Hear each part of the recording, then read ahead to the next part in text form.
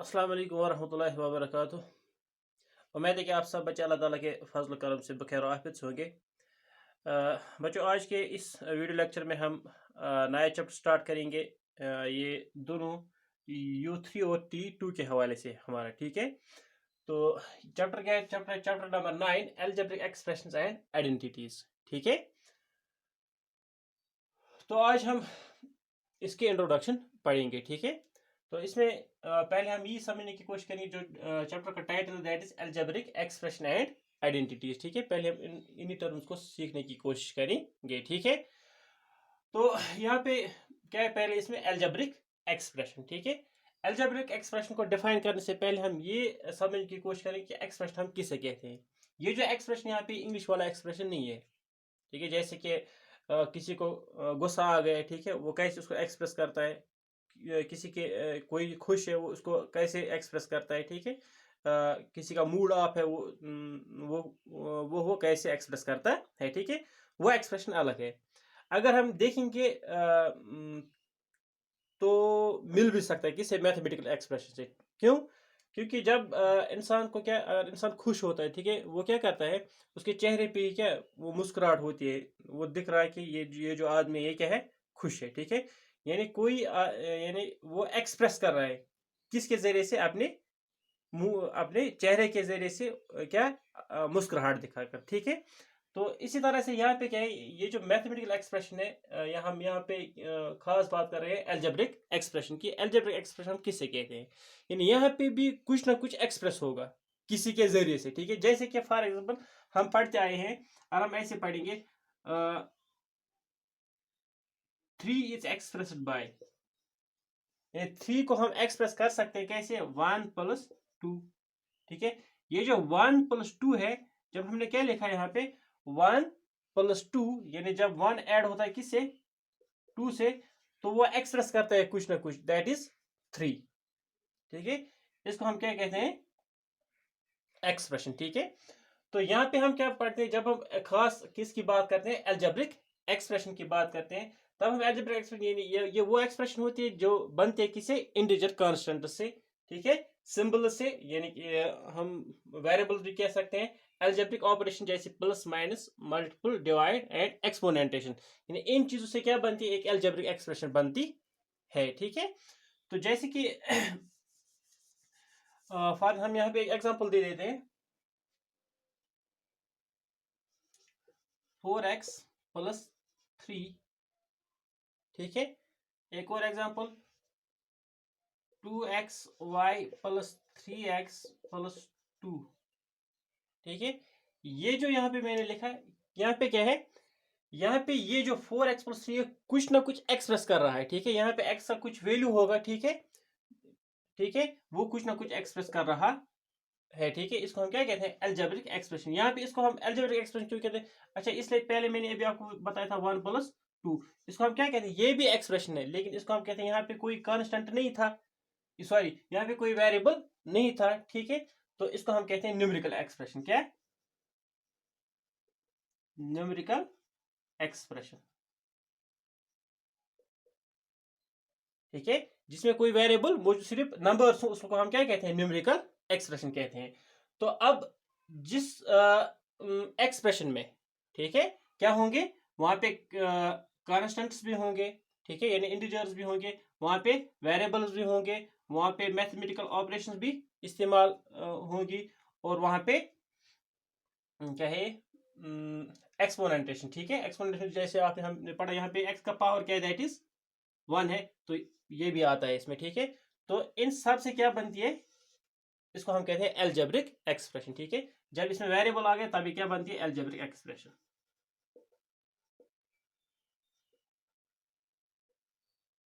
Algebraic expression, ठीक है। तो हो गया अब ये। तो अब ये अलजेब्रिक एक्सप्रेशन जो है, इसमें हम अब क्या, नंबर लाइन एंड एक्सप्रेशन पढ़ेंगे, ठीक है। यानी नंबर लाइन और एक्सप्रेशन हम, यानी नंबर लाइन पे जैसे कि आपने पढ़ा होगा, how to represent numbers on number line, ठीक है। मल्टीप्लिकेशन आपने नंबर लाइन पे किया होगा, एडिशन आपने नंबर लाइन पे किया होगा, जैसे कि अभी मैंने आपको एग्जांपल बताई थी, 1+2, 2। अगर हम इस एक्सप्रेशन को किस पे दिखाएंगे, नंबर लाइन पे, तो कैसे दिखाएंगे, यानी 1, यानी 0 से 1 तक 1 आएगा, ठीक है। फिर उसको हमें क्या करना है, +2, तो यहाँ से +2, ये जो यहाँ से यहाँ तक है ये क्या हमें रिप्रेजेंट करता है 1 + 2, ठीक है। तो इसी तरह से ये जो अलजेब्रिक एक्सप्रेशन, इसको भी हम कहाँ पे दिखा सकते हैं, ऑन नंबर लाइन। कैसे, फॉर हम कोई एक एक्सप्रेशन ले लेते हैं, फॉर एग्जांपल अगर हमारे पास पहले एक सिंपल एक्सप्रेशन ले लेते हैं x + 3, ठीक है, लेकिन यहाँ पे जो x का वैल्यू है वो हमें मालूम नहीं है। तो फॉर एग्जांपल अगर ये x है, इसका वैल्यू यहाँ से यहाँ तक है, ठीक है, यानी 1 2 3 4, x का वैल्यू 4 है, ठीक है, जो कि हमें यहाँ तो x का वैल्यू तो मालूम नहीं है। फॉर अगर यहाँ से यहाँ तक, यानी दिस रिप्रेजेंट्स x, तो हमें क्या करना है, x + 3 करना है। तो यहाँ से यहाँ तक क्या होगा, x होगा, फिर हमें जाना है 3 आगे, +3, 1 2 एंड 3, तो यहाँ तक जाएंगे। ये जो है यहाँ से यहाँ तक, ये क्या रिप्रेजेंट करता है, x + 3, ठीक है। तो नंबर लाइन पे भी हमसे कहते दिखा सकते हैं, या ऐसे अगर मुझे करना होगा 2x - 1, 2x - 1, तो इसको हम कैसे दिखाएंगे नंबर लाइन पे, 1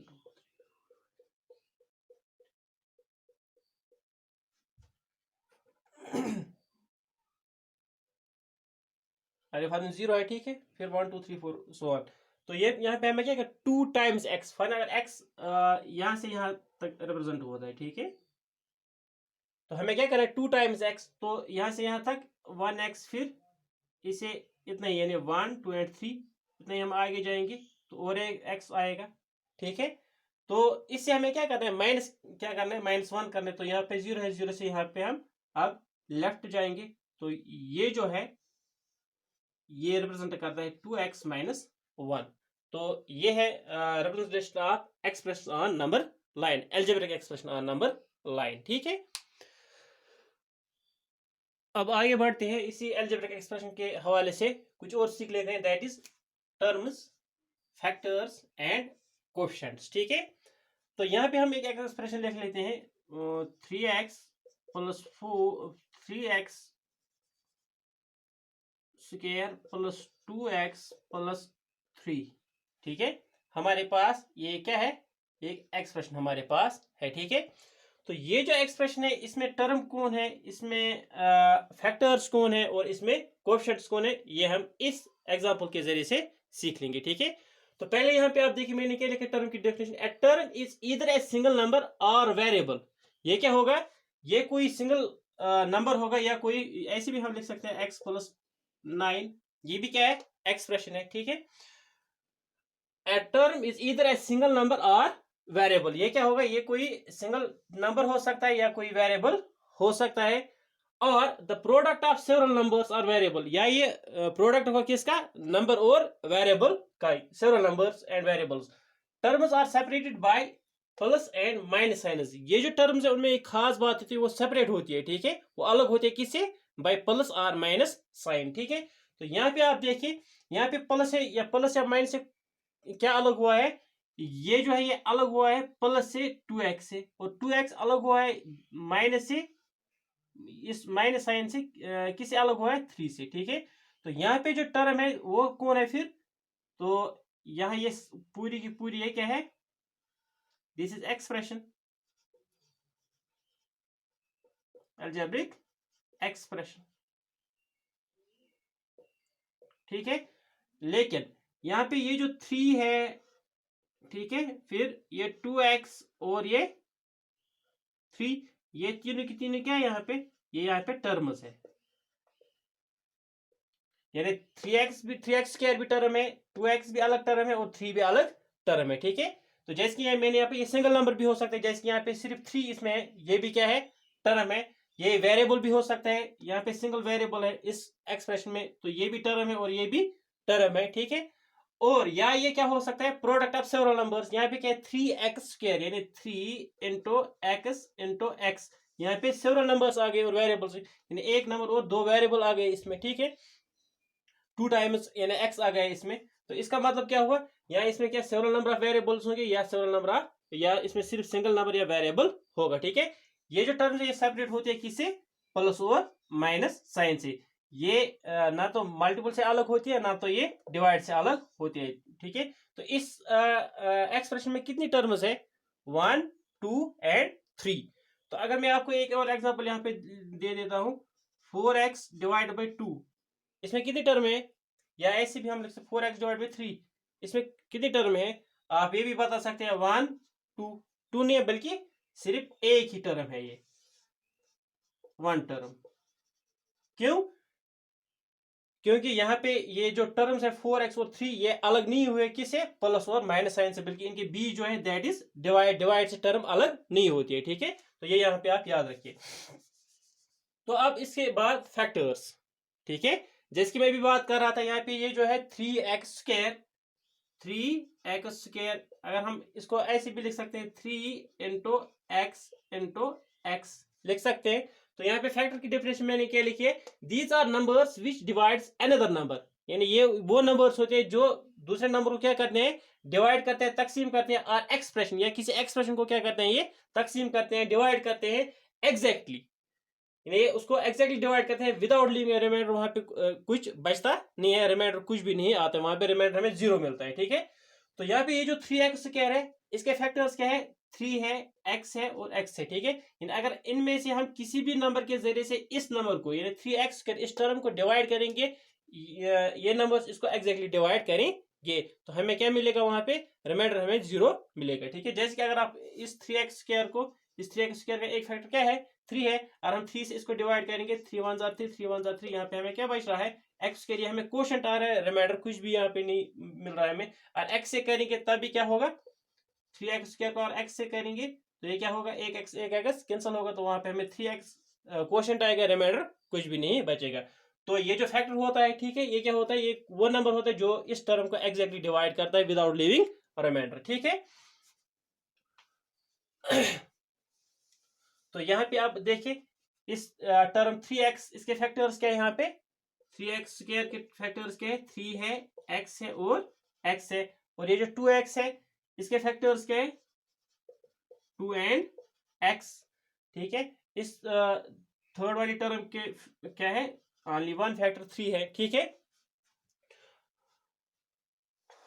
ये जो फैक्टर्स हम देखते हैं वो हम इसी टर्म में देखते हैं। ठीक है, फॉर अगर मेरे पास कोई टर्म है 4x, ठीक है, तो मैं इसके फैक्टर्स लिखूंगा। हम यू भी कह सकते हैं इसका फैक्टर 2 भी है, इसका फैक्टर 4 भी है और इसका फैक्टर x भी है। लेकिन यहाँ पे 2 तो मौजूद नहीं है, ये हमने 4 का फैक्टर निकाल के बताया। ठीक है, लेकिन हम क्या करते हैं? हम जो फैक्टर्स, जो नंबर्स किस में दिए गए हों इसी टर्म में वही हम फैक्टर्स लिखते हैं। ठीक है, तो अब बढ़िए क्वेश्चन की तरफ। क्वेश्चन क्या है? ए numerical factor for a term, A numerical, अगर हम फैक्टर्स की यहाँ पे पहले बात करेंगे, ये क्या है? 3x के फैक्टर्स क्या है? 3x x। ठीक है, तो इनको हम क्या कहते हैं? फैक्टर्स। यानी इन सारे टर्मों में हम ये देख सकते हैं। ठीक है, तो अब इसी तरह से आप देखिए कोएफिशिएंट। ठीक है, ये क्या है? Numerical factor of a term. ये क्या होता है? Numerical factor of a term, यानी जो टर्म होती है उसमें जो नंबर होता है, नंबर जो होता है उसमें, उसको हम क्या कहते हैं? कोएफिशिएंट कहते हैं। ठीक है, जैसे कि यहाँ पे क्या है? यहाँ पे हमें टर्म क्या है? 3x square. 3x स्क्वायर के साथ नंबर क्या है? That is 3। तो ये 3 जो है इसको हम क्या कहेंगे? यानी सेपरेटली जो ये 3 है इसको हम कहते हैं कोएफिशिएंट।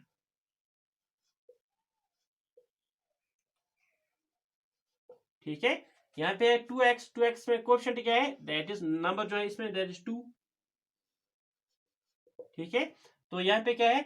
ये भी कोएफिशिएंट है, लेकिन इसको हम कहते हैं कांस्टेंट। क्या कहते हैं? कांस्टेंट। कांस्टेंट हम किसे कहते हैं? यानी ये वो नंबर होता है जिसका वैल्यू चेंज नहीं होता है। ठीक है, इसका वैल्यू कभी भी चेंज नहीं होगा, बल्कि ये हमेशा यही रहेगा। ठीक है, कांस्टेंट का वैल्यू चेंज नहीं होता है। ठीक है, जैसे कि फॉर एग्जांपल अगर मैं यहाँ पे लिख लेता हूं 3x + 1 = 0। ठीक है, यहाँ पे अब जो कि हम अभी सिर्फ एल्जेब्रिक एक्सप्रेशन पर एल्जेब्रिक इक्वेशन हम यहाँ पे नहीं पढ़ रहे हैं।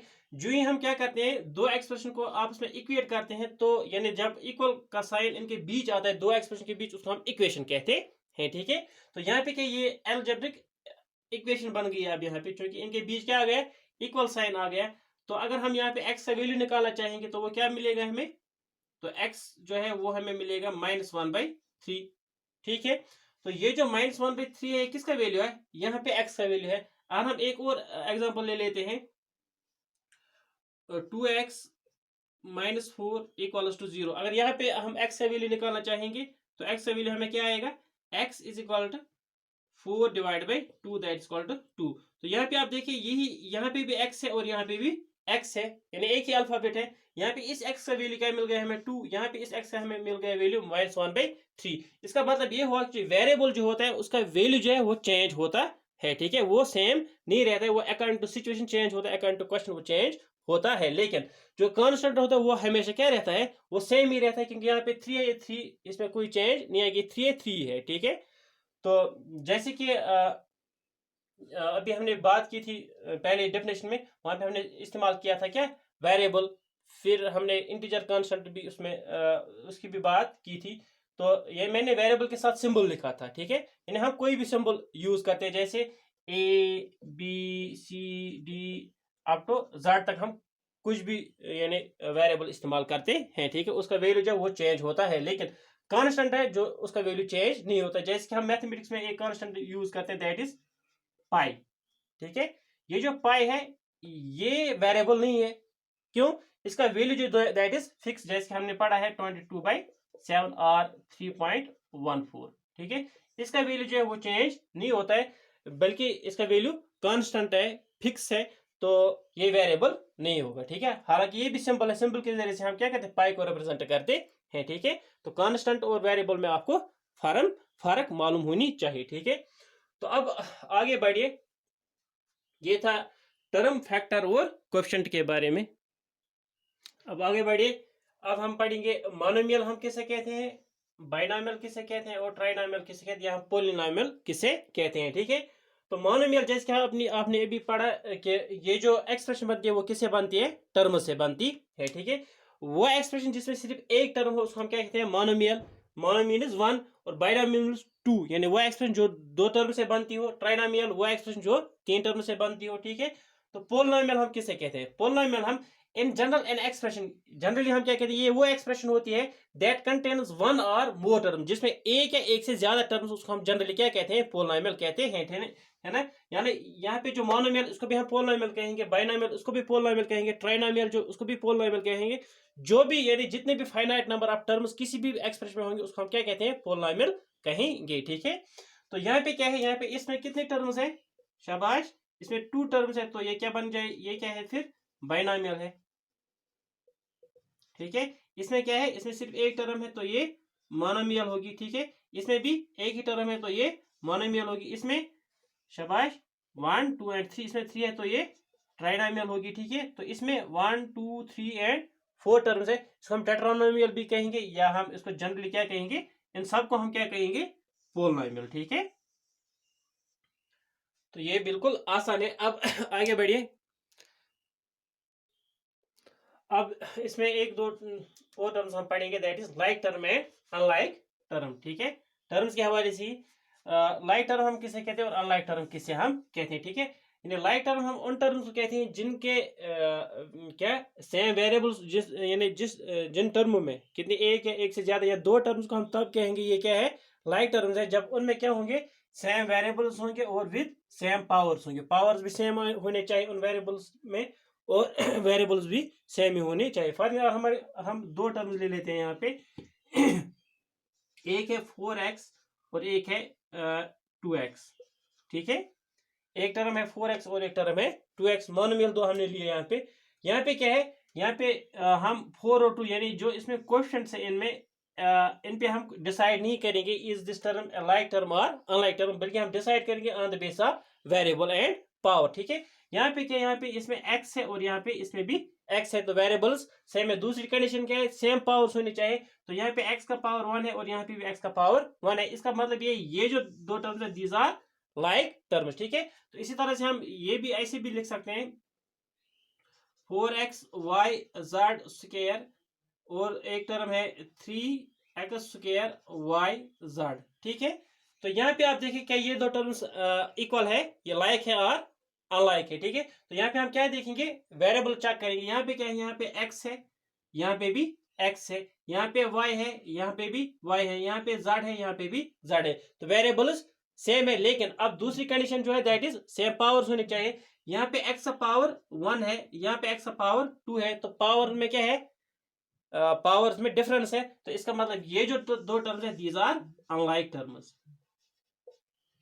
अनलाइक टर्म्स, ठीक है। हो गया ये लाइक एंड अनलाइक टर्म्स। मुझे लग रहा है कि अब ये काफी है आज के लेक्चर के हवाले से, क्योंकि टाइम हो गया। अब इंशाल्लाह रहमान हम कल से एक्सरसाइज पे बात करेंगे इस चैप्टर के हवाले से। उसके इंट्रोडक्शन भी कल ही हम ले लेंगे। तब तक के लिए खुदा हाफिज।